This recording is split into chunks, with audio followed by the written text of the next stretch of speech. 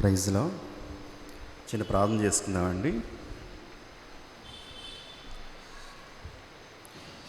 పరిశుద్ధమైన తండ్రి, ప్రేమానమ్మం కలిగిన ప్రభువా, ఈ ఉదయకాల సమయంలో నీ మందిరంలో చేరి నీ బిడ్డలతో కలిసి నేను కూడా నేను ఆరాధించడానికి ఇచ్చిన సమయాన్ని బట్టి వందనాలు. పాటల ద్వారా మీ నామానికి మహిమ తీసుకురావడానికి మీరు చూపిన కృపను బట్టి వందనాలు తండ్రి. నాయన, ఈ సమయంలో మీ లేఖన భాగాల నుంచి కొన్ని మాటలు ధ్యానం చేసుకుని మీరేమై ఉన్నారో తండ్రి నాయన, మీ లేఖనం ద్వారా మేము మరొకసారి గుర్తు చేసుకుని ఆత్మతోనూ సత్యముతోనూ యథార్థ హృదయంతోనూ ఆరాధించే యోగ్యత భాగ్యాన్ని మా అందరికీ అనుగ్రహించండి. మీ దాసుడు దీనుడు బలహీనుడు తండ్రి నాయన, మీ మాటలను మీరే మాకును వినిపింప చేయండి. పరిశుద్ధాత్మదేవ, నీ ఆత్మకార్యాన్ని జరిగించండి. మీ నామానికి మాత్రమే మహిమ తెచ్చుకున్నామని యేసు ప్రభువా శ్రేష్టమైన నామంలో అడిగి వేడుకుని ప్రార్థిస్తున్నాం తండ్రి, ఆమేన్.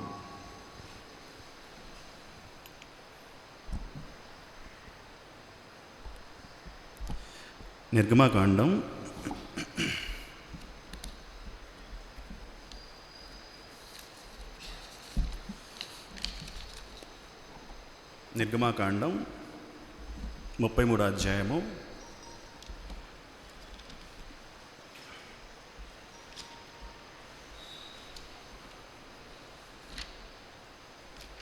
33, 18, 19 చదువుతారు ఎవరన్నా?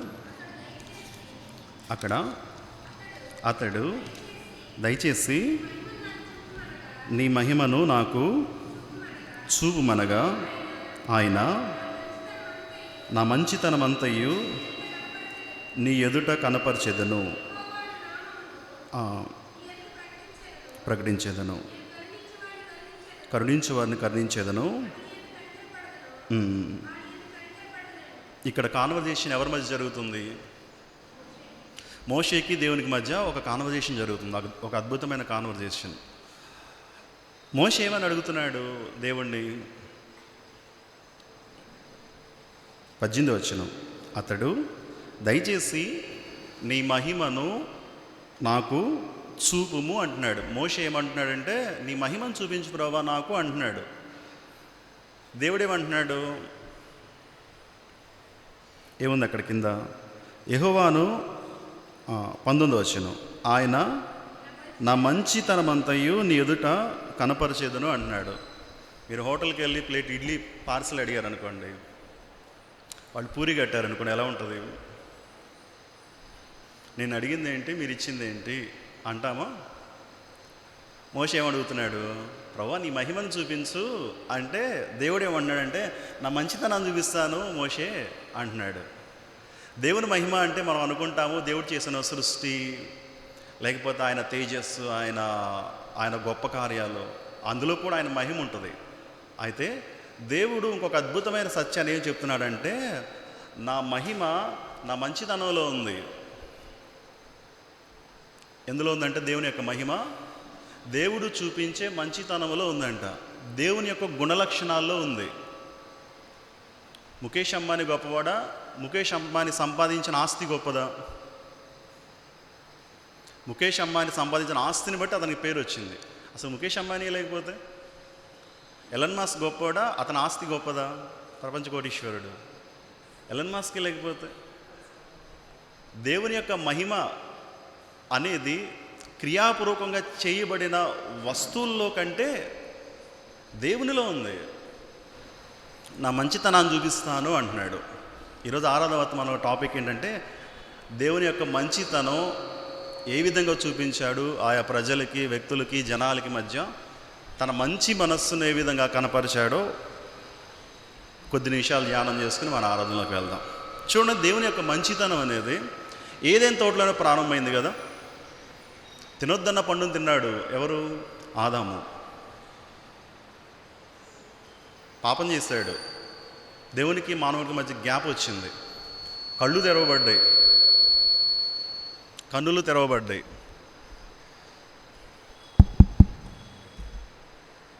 దాక్కుంటున్నాడు దేవుడి దగ్గర నుంచి. అమ్మో దేవుడు వస్తే ఎలా తట్టుకోవాలి, దేవుని ఎదుట ఎలా కనపడాలి, దేవుడితో ఏం మాట్లాడాలి, దాక్కునే ప్రయత్నం చేస్తున్నాడు. దేవుని పాయింట్ ఆఫ్ వ్యూలో ఆలోచించండి. తప్పు చేశాడు ఆదాము, తప్పు చేశాడులే ఇక వదిలేద్దాం అనుకున్నాడా? వదిలేస్తే దేవునికి ఏమైనా ఒరిగిద్దా? ఏమన్నా నష్టం జరిగిద్దా దేవునికి ఏమన్నా? అవిధేయత చూపించాడు ఆదాము. తను చేసుకున్న ఆదాము, లేదా తన చేత సృష్టించబడిన ఆదాము అవిధేయత చూపించాడు, తప్పు చేశాడు, ఆపదలో ఉన్నాడు, పాపంలో ఉన్నాడు, ఇంకా అపరాధ భావంలో ఉన్నాడు. అలాంటి ఆదాముని పట్టించుకోవాల్సిన అవసరం దేవునికి ఉందా? పట్టించుకోకపోతే దేవునికి ఏమైనా నష్టం జరిగిద్దా? ఆదాముని పట్టించుకోకపోతే ఏమైనా నష్టం జరిగిద్దా?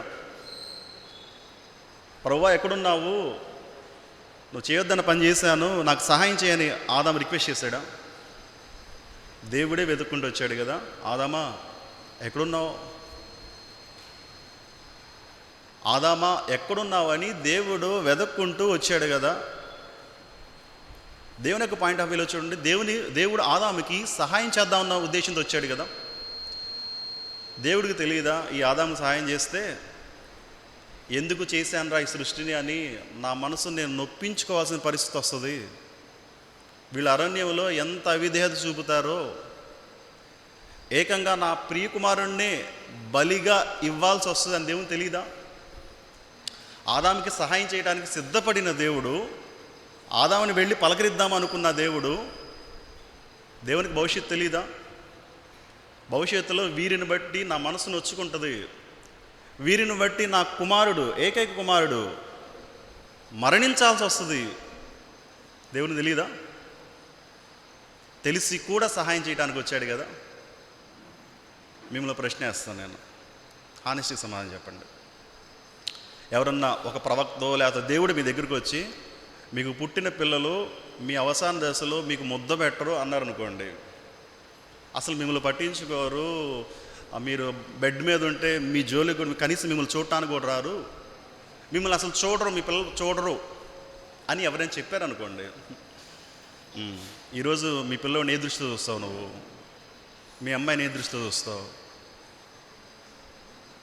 నువ్వు చనిపోయినా కానీ చూడటానికి రాదు మీ అమ్మాయి, తన దారిని తను చూసుకుంటుంది, నీకు హెల్ప్ చేయదు, నేను అసలు పట్టించుకోదు వృద్ధాప్యంలో అని ఎవరైనా చెప్పారనుకోండి, చెప్పండి, మన పిల్లల్ని ఎలా పెంచుతాం ఈ రోజు నుంచి మనం? మన పిల్లల భవిష్యత్తు గురించి మనకు తెలిస్తే, వాళ్ళు చూడరు అని తెలుసుకుంటే ఈరోజు నుంచి పట్టించుకోం కదా మనం. ఎందుకు చేయాలి వాళ్ళకి? దేవుడు తెలియదా? ఎందుకు చేశాను ఈ మానవుండి? దేవుడు నొచ్చుకున్నాడంట, నొచ్చుకునే పరిస్థితి వస్తుంది దేవుడు తెలుసు. తన కుమారుణ్ణి బలిగా అర్పించాల్సి వస్తుందని దేవుడు తెలుసు, అయినా వచ్చాడు కదా దేవుడు. వచ్చేం చేశాడు? వచ్చి ప్రామిస్ చేశాడు, రక్షణ ప్రణాళికని చెప్పేశాడా? నా కుమారుడు పంపిస్తాను అంటే డైరెక్ట్గా అక్కడ లేకపోయినా ఆయన నీ తల చితకు దొక్కుతాడు. యేసుక్రీస్తు ప్రభువారు శిలువలో చేయబోయే ఆ కార్యాన్ని ముందుగానే అవిధేయుడైన ఆదాముని పట్టించుకునే మనస్సు మంచి మనస్సా కాదా? మాట వినని ఆదాముకి సహాయం చేయటం అది మంచి మనస్సా కాదా? దేవుని యొక్క మనస్సు మనకు అర్థమవుతుందా? అవిధేయుడైన మనిషికి సహాయం చేసే మనస్సు దేవుంది. కొంచెం ముందుకు వెళ్దాం. న్యాయాధిపతుల గ్రంథం 6వ అధ్యాయము. న్యాయాధిపతుల గ్రంథం 6వ అధ్యాయము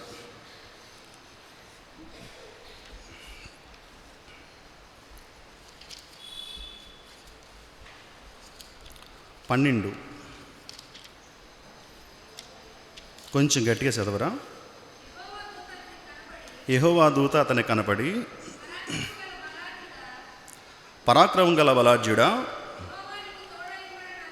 యెహోవా నీకు తోడై ఉన్నాడని అతనితో అనగా. ఇక్కడ ఎవరితో మాట్లాడుతున్నారు? దేవుని దూత ఎవరితో మాట్లాడుతుంది? గిద్యోనుతో మాట్లాడుతుంది. ఏమని మాట్లాడుతుంది?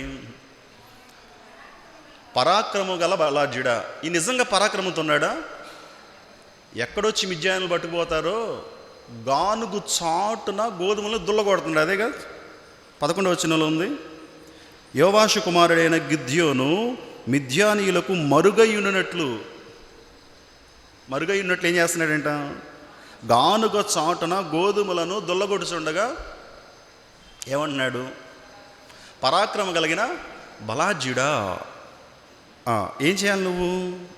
యెహోవా నీకు తోడై ఉన్నాడు అని అతనితో చెప్పగా గిద్యోను ఒక కాన్వర్జేషన్ చేస్తున్నాడు దేవునితో, అది దేవుని దూతతో. ఏమంటున్నాడు? చిత్తము నా ఏలినవాడా, యెహోవా మాకు తోడై ఉండిన ఎడల ఇదంతయు మాకేలా సంభవించింది? చదవమ్మా. యెహోవా రప్పించెనని చెప్పుచు మా పితరులు మాకు వివరించిన ఆయన అద్భుత కార్యములన్నీ ఏమాయను? యెహోవా మమ్మును విడిచిపెట్టేశాడు. విడిచిపెట్టి ఏం చేశాడు? మిద్యానీయుల చేతికి మమ్మల్ని అప్పగించాడు. పరాక్రమం గల బలాఢ్యుడా, యెహోవా నీకు తోడై ఉన్నాడు అని గిద్యోనుతో దేవునితో చెప్తే గిద్యోను ఏమంటున్నాడంటే, బలి చెప్పావులే, నిజంగా దేవుడు మాకు తోడై ఉంటే మాకు ఈ గతి ఏంటి? ఈ మిద్యానీయులు ఎప్పుడు వచ్చి కొడతారోనని దాక్కుని బతుకుతున్నాం. న్యాయాధిపతుల గ్రంథం చదవండి. వాళ్ళు మిక్కిలి హీన దశకు వచ్చారనగా దేవుడు పట్టించుకుంటాడు. మళ్ళీ మాట వినరు, మళ్ళీ దేవుడు కొడతాడు, మళ్ళీ మాట వినరు, మొర పెడతా ఉంటారు, దేవుడు కటాక్షిస్తూ ఉంటాడు. ఇదే కాన్వర్జేషన్ జరుగుతూ ఉంటుంది. గిద్యోను ఏమంటున్నాడు? నిజంగా దేవుడు మాకు తోడై ఉంటే మాకు ఈ పరిస్థితి ఏంటి? ఎందుకు వస్తుంది ఈ పరిస్థితి మాకు? యెహోవా మమ్మల్ని విడిచిపెట్టిపోయాడు. ఆ పరిస్థితి కారణం ఎవరు? వారి పితరులు కాదా? ఆ పరిస్థితిలో ఉంటే మనం గనక ఉంటే ఏమని రిప్లై ఇస్తాం? అరే గిద్యోను, నీ పితరుల గురించి నీకు తెలుసా? అసలు మీకు ఈ గతి ఎందుకు వచ్చిందో తెలుసా? మొత్తం చరిత్ర మొత్తం చదువుతాం కదా. కానీ దేవుడు ఏం చేస్తున్నాడు చూడండి, గతాన్ని మాట్లాడట్లా, గతం గురించి మాట్లాడట్లా. ఏమంటున్నాడు? అంతటి యెహోవా అతని తట్టు తిరిగి, అసలు మీ వాళ్ళు ఎంత పనికిమాలోడు తెలుసా? ఈ దుస్థితి కారణం మీరే. మీరు నా మాట వినలా, నీ పితరులు నా మాట వినలా, అందుకే ఈ దుష్కార్యం వచ్చింది అని గతాన్ని గుర్తు చేయట్లా, భవిష్యత్తులో ఏం చేయాలో చెప్తున్నాడు. చదవండి. అంతటి యెహోవా అతని తట్టు తిరిగి, బలము తెచ్చుకో, వెళ్ళి మిద్యానీయుల చేతిలో నుండి ఇశ్రాయేల్ని రక్షింపుము, నిన్ను పంపిన వాడు నేనే అని చెప్పగా. ఇక్కడ మీరు చెప్పండి, దేవుని మనస్సు ఏమర్థమవుతుంది ఇక్కడ? అసలు నువ్వు మమ్మల్ని విడిచిపెట్టి వెళ్ళిపోయావు, నువ్వు కనుక ఉంటే మాకు ఈ పరిస్థితి ఏంటి అన్నప్పుడు జనరల్గా కనీసం లేదు గిద్యోను, ఈ పరిస్థితి కారణం మీరే, మీ పితరులు ఇలా తప్పు చేశారు అని అంటాం కదా. మనం ఉంటే అంటాం కదా. దేవుడు గతాన్ని ఎప్పుడు గుర్తు చేసుకోడు. గతాన్ని గుర్తు చేసుకొని మనస్సు దేవుంది. నీ పాపం విషయమైనా సరే దేవుడు నీ పాపాలు నువ్వు ఒప్పుకొని విడిచిపెడితే దేవుడు ఏ దృష్టితో చూస్తాడు తెలుసా? అసలు ఇప్పటి వరకు నువ్వు ఏ పాపం చేయలేదు అన్న దృష్టితో చూస్తాడంట దేవుడు. పుట్టింది మొదలుకొని ఇప్పటి వరకు నువ్వు ఏ పాపము చేయలేదనే దృష్టితో చూస్తాడంట. ఒక వ్యక్తి మనల్ని క్షమించమని అడిగినప్పుడు మనం క్షమించిన తర్వాత కూడా మనం చచ్చిపోయే వరకు గుర్తుపెట్టుకుంటాం ఆ విషయాలను కదా. దేవునికి మానవుని మధ్య ఎంత వ్యత్యాసం ఉందో చూడండి. గతాన్ని గుర్తు చేసుకొని మనస్సు దేవుంది. అవిధేయుడైన ఆదాముకి సహాయం చేసే మనస్సు దేవుంది. అలాంటి దేవుణ్ణి మనం ఏం చేయాలి? ఏం చేద్దాం? ఎంత మంచోడు బొరవా నువ్వు, అందుని బట్టి నేను ఆరాధిస్తాను. ఇంకొంచెం ముందుకు వెళ్దాం. నెహెమ్యా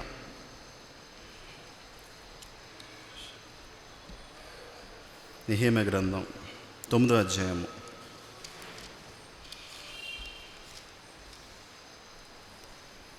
18.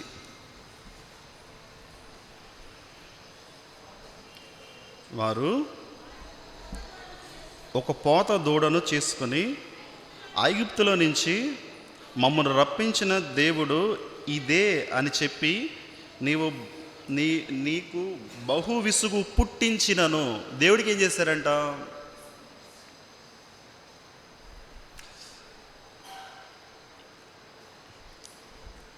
మా వాడు వచ్చి, మా అబ్బాయి వచ్చి డాడీ అనుకుంటూ నా దగ్గరికి వచ్చి నన్ను దాటుకుని వేరే వాళ్ళ దగ్గరికి వెళ్ళాడు అనుకోండి, ఎట్లుంటుంది నాకు? వినటానికి కూడా బాగాలేదు కదా. ఐగుప్తు నుంచి రప్పించింది ఈ దూడే. దేవుని మర్చిపోయి ఈ దూడ మమ్మల్ని తీసుకొచ్చింది అంటే దేవుడికి ఏమొచ్చిందంట? చెప్పండి, చదవండి అక్కడ. విసుగు పుట్టించినను వారు ఎడారిలో ఉండగా నీవు బహు విస్తారమైన కృప. విస్తారమైన కృప ఎవరికి చూపించాడు దేవుడు? బహుగా విసిగించే వాళ్ళకి చూపించాడు కదా. మిమ్మల్ని విసిగిస్తున్నారు అనుకోండి, పిల్లలు విసిగిస్తేనే మనం భరించలేం కదా. మన కడుపులో పుట్టిన బిడ్డలు, మన కన్న బిడ్డలు విసిగిస్తే 4 పీకుతాం కదా, 4 పీకు కూర్చోబెడతాం. ఏం చేస్తున్నాడు దేవుడు? విసిగించే వారికి ఏం చేస్తున్నాడు? బహు విస్తారమైన కృప కలిగిన వాడై వారిని విసర్జింపలేదు. మార్గము గుండా వారిని తోడుకొని పోవటకు పగల మేఘస్తంభం, దారిలో వారికి వెలుగునిచ్చుట అగ్నిస్తంభం వారి పైనుంచి వెళ్ళిపోలేదు. వారికి బోధించుటకు నీ ఉపకారాత్మను దయచేసితివి. దేవుడు ఉపకారాత్మను దయచేశాడంట. ఎవరికి? విసిగించే వాళ్ళకి. విసిగించే వాళ్ళకి ఉపకారం చేసే దేవుడా? విసిగించే వాళ్ళకు ఉపకారం చేశాడు కదా. విసిగించే వాళ్ళకు ఉపకారం చేసే మనస్సు దేవుంది. చెప్పండి. నెంబర్ 1, అవిధేయులకు సహాయం చేసే మనస్సు, గతాన్ని గుర్తు చేసుకొని మనస్సు, కాబట్టి ఈరోజు నుంచి విసిగిద్దాం దేవుణ్ణి. అది కాదు అర్థం. విసిగించినా కానీ తన ఉపకారాన్ని చేయటం మానలేదు, విస్తారమైన కృపను చూపడం మానలేదు. దేవుని యొక్క మనస్సు ఎంత మంచిగా ఉందో ఇందుని బట్టి మనం అర్థం చేసుకోవచ్చు. ఇంకొంచెం ముందుకు వెళ్దాం. 3 పాయింట్లు చూస్తాం మనం.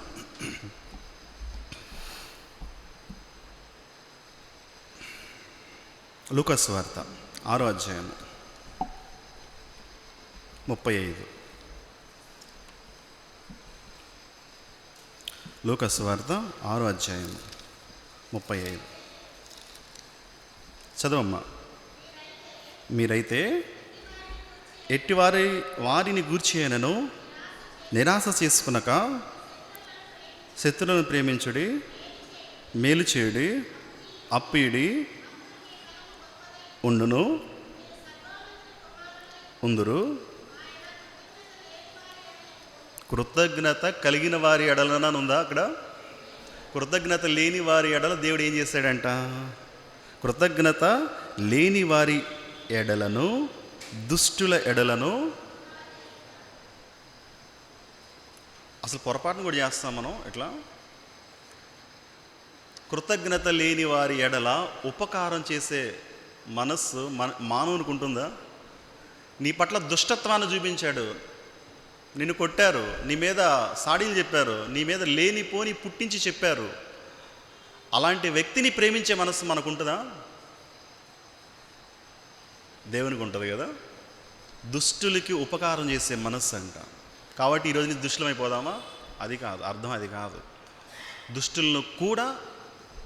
దుష్టులకు కూడా మేలు చేసే మనస్సు. మాట వినని వారి పట్ల కూడా, దానిపైన ఏముందంటే మీ శత్రువులను ప్రేమించుడి అని ఉంది కదా. శత్రువులను క్షమించుడి అంటాం వేరు, ప్రేమించుడి అంటాం వేరు. ఎవరన్నా వచ్చి నీ లాగిపెట్టి చంపేది కొట్టారనుకోండి, క్షమించేశాను లేరా అంటాం కాదంట. అరే నువ్వంటే నాకు ఇష్టంరా అనాలంట. ఏమనాలి? ఈరోజు నుంచి లాగిపెట్టి ఎవరైనా చంపేది కొట్టారనుకోండి, ఐ లవ్ యూ బ్రదర్ అనాలి. నేను క్షమించేశానులే సహోదరా, నిన్ను క్షమించేశానులే సహోదరి అంటాం కాదంట. శత్రువుని ప్రేమించడం అంటే అదేగా. నువ్వు కొడితే బ్రదర్ నువ్వంటే నాకు చాలా ఇష్టం, అది దేవుని మనస్సు. అలాంటి మనసు మనకుందా?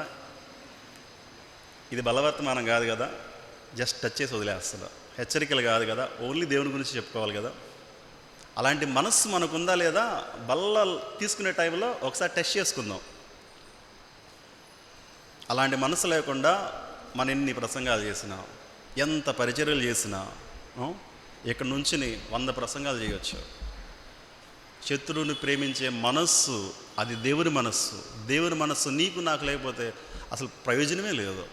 నువ్వు 25 ఏళ్ళ నుంచి చర్చికి రావచ్చు, 30 ఏళ్ళ నుంచి చర్చికి రావచ్చు, నువ్వు పుట్టుక క్రైస్తవుడు కావచ్చు, దేవుని మనస్సు మన గనక లేకపోతే వ్యర్థమే, మనం చేసే భక్తి అంతా వ్యర్థమే. సరే, ముందుకు వెళ్దాం. 4 పాయింట్ ఏంటి? దుష్టులకు, కృతజ్ఞత లేని వారికి ఉపకారం చేసే మనస్సు దేవుంది.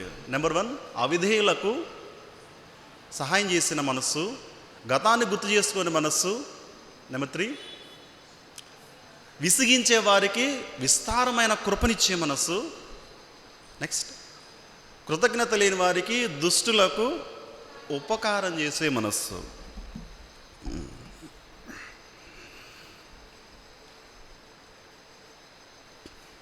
మత్తయి సువార్త 26వ అధ్యాయం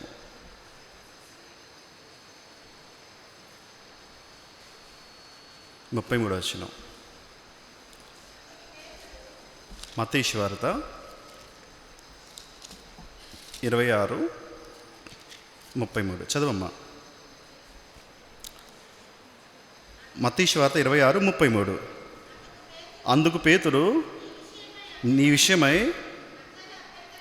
అందరూ అభ్యంతరపడినను నేను ఎప్పుడునూ అభ్యంతరపడనని ఆయనతో చెప్పగా, యేసు అతను చూసి, ఈ రాత్రి కోడి కూయక మునిపే నీవు నన్ను ఎరుగనని ముమ్మారు చెప్తావు, చెప్పేదవని నీతో నిశ్చయంగా చెప్పుచున్నాను.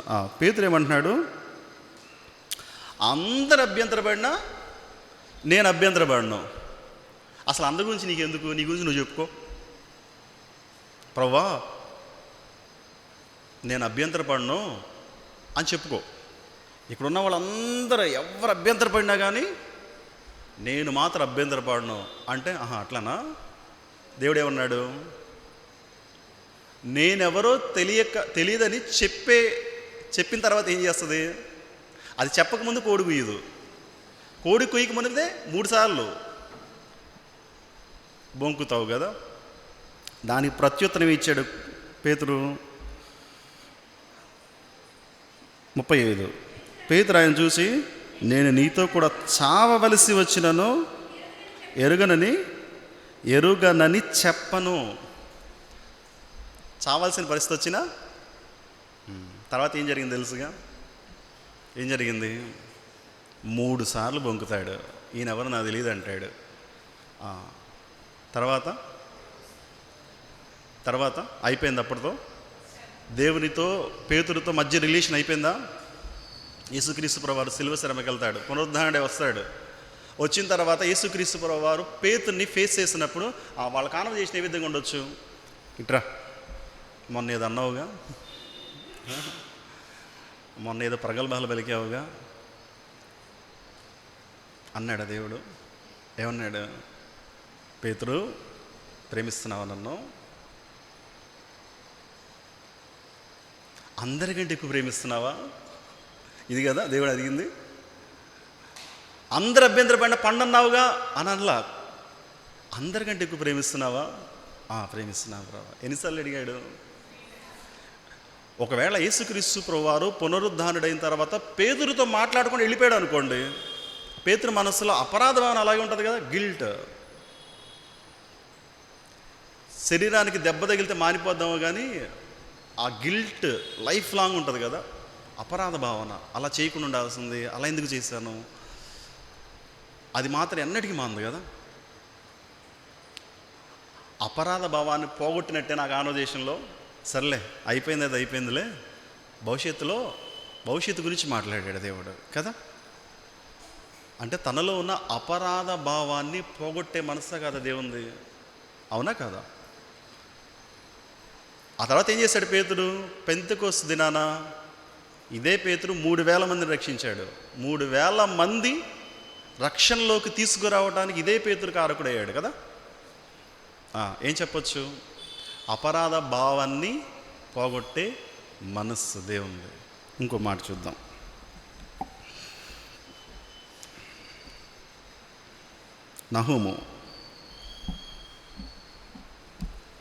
నహూము గ్రంథం 1వ అధ్యాయము 7వ వచనం. ఎక్కడుంటుంది నహూము?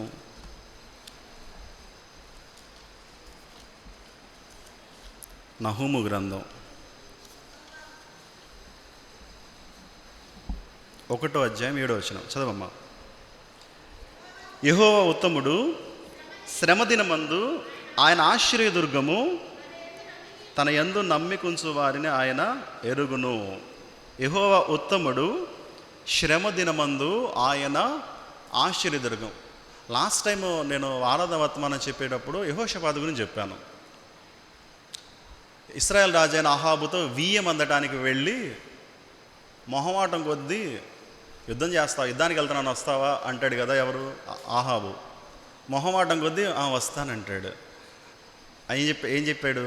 మళ్ళా నేనేమో మారువేషంలో వస్తాను, నువ్వేమో రాజవస్త్రాలు ధరించుకుని వెళ్ళు అంటాడు.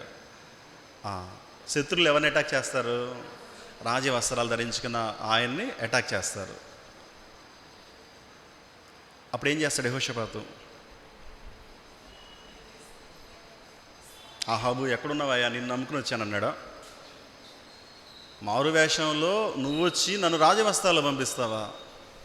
నన్ను రక్షించు అని సైన్యాన్ని వేడుకోలేదు, తన ఫ్రెండ్గా పిలువబడిన అహాబుని వేడుకోలేదు. ఏం చేశాడు? దేవుడికి మొరపెడితే దేవుడు ఏం చేశాడు? సహాయం చేస్తలే కానీ అసలు నువ్వు ఎందుకు వెళ్ళా అన్నాడా? అసలు నిన్ను ఎవరు వెళ్ళమన్నారు అన్నాడా? అడిగాడు దేవుడు? అనలేదు కదా. ఇమ్మీడియట్గా సాయం చేస్తాడు కదా. రథాధిపతులు శత్రువులు రౌండ్ ఆఫ్ చేసిన ఈ యెహోషాపాతు సాయంత్రానికి బతికింటికి వెళ్తాడు. మారువేషంలో తిరుగుతున్న ఆహాబు ఎవరో గురి చూడకుండా బాణం వేస్తే పోతాడు కదా. దేవుని యొక్క సహాయము, దేవుని యొక్క కృప లేకపోతే నీ చుట్టూ ఎంత ప్రొటెక్షన్ ఉన్నా, నువ్వు ఫైనాన్షియల్గా లేకపోతే ఆర్థికంగా లేకపోతే బంధువుల పరంగా లేకపోతే నువ్వుకున్న పరిధి, నీకున్న స్టేటస్ పరంగా నీకు ఎంత ఉన్నా కానీ దేవుని యొక్క కృప లేకపోతే ఒక రోజున అక్కడికి రావయ్యో. అక్కడికి వచ్చేది దేవుడే. అక్కడ దేవుడు ఏమని అన్నాడా? అసలు ఎందుకు వెళ్ళావు అని అనలేదు. ఇమ్మీడియట్గా హెల్ప్ చేస్తాడు. హెల్ప్ చేసిన తర్వాత యెరూషలేముకి వెళ్ళిన తర్వాత దీర్ఘదర్శి అయిన హనానితో హెచ్చరికలు చేపిస్తాడు. ఎవరు వెళ్ళమన్నారు నిన్ను, భక్తిహీనులతో ఎందుకు వెళ్ళావు అని అప్పుడు చెప్తాడు దేవుడు. పేతురు నీటి మీద నడుస్తాను ప్రభా అన్నాడు కదా. నడిచిన తర్వాత ఏం జరిగింది? ప్రభా మునిగిపోతున్నాను అన్నాడు. దేవుడు ఏం చేశాడు? విశ్వాసం గురించి గంటసేపు ప్రసంగం చేశాడు. విశ్వాసం గురించి ప్రసంగం చేశాడా? ఎందుకు అవిశ్వాసం చూపిస్తున్నావు పేతురు అని అనలా దేవుడు. ఫస్ట్ ఇమీడియట్గా చేయబట్టుకున్నాడు, హెల్ప్ చేశాడు, ఆ తర్వాత మాట్లాడతాడు. ఇప్పుడు చెప్పండి, దేవుని మనసు చెప్పండి. ఈ రెండు వృత్తాంతాలను బేస్ చేసుకుని చెప్పండి.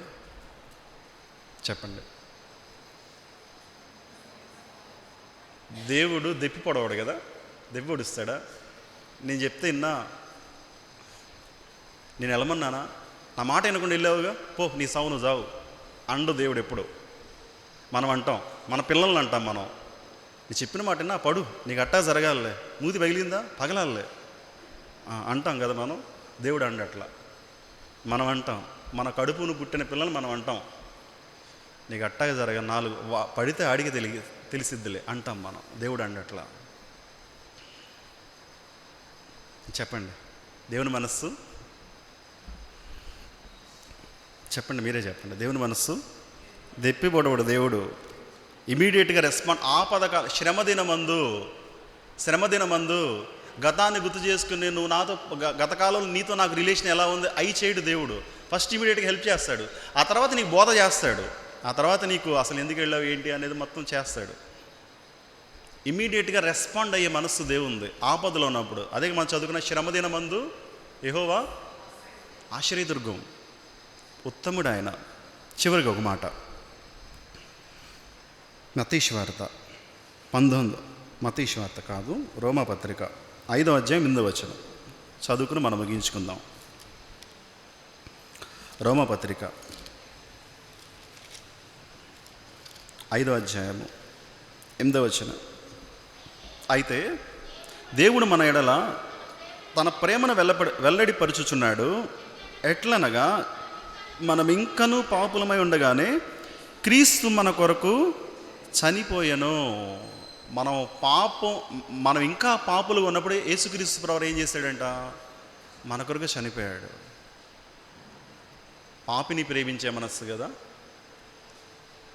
పాపిని ప్రేమించే మనస్సా, పాపాన్ని క్షమించే మనస్సా? నువ్వు ఎంతటి పాపివైనా సరే 1:9 ఉంటుంది, మొదటి యోహాను ఏముంటుంది? ఒప్పుకొనిడలా నమ్మదగిన వాడు నీతిమంతుడు, క్షమించి దుర్నీతి నుంచి పవిత్రులుగా చేస్తాడు కదా. ఫినిష్. నువ్వు ఎవరైనా కావచ్చు, ఇప్పటి వరకు నువ్వు ఎంత పనిహిమాలుడైనా కావచ్చు, మనుషులకు చెప్తారే నువ్వు ఎంతటి పనిహిమాలుడువా అనొచ్చు. నువ్వు చెప్పిన పనులు, నువ్వు చేసిన కార్యాలు వారికి చెప్తే. అయితే నువ్వు ఎంతటి ఘోర పాపివైనా కానీ క్షమించే మనస్సు, పాపిని ప్రేమించే మనస్సు, పాపిని క్షమించే మనస్సు, పాపిని రక్షించే మనస్సు, ఇలాంటి దేవుని మనం ఏం చేయాలి? ఆరాధన చేయాలి. మళ్ళీ ఒకసారి నెంబర్ 1, అవిధేయుడైన ఆదాముని తనంతట తానే వెతికి వచ్చి సహాయం చేసే మనస్సు, గతాన్ని గుర్తు చేసుకునే మనస్సు గిద్యోను టైంలో. నెక్స్ట్, విసిగించే వారికి కృపను విస్తారంగా ఇచ్చే మనస్సు. నెక్స్ట్, దుష్టులకు కూడా ఉపకారం చేసే మనస్సు. నెక్స్ట్, కృతజ్ఞత లేని వారికి అపరాధ భావాన్ని తీసివేసే మనస్సు. అంతే కదా. శ్రమదినమందు సహాయం చేసే మనస్సు. చివరిగా పాపిని ప్రేమించి క్షమించి రక్షించే మనస్సు. ఇలాంటి దేవుణ్ణి మనం ఆరాధన చేద్దాం, ప్రార్థన చేసుకుందాం, ఆరాధన చేద్దాం, కళ్ళు మూసుకుందాం.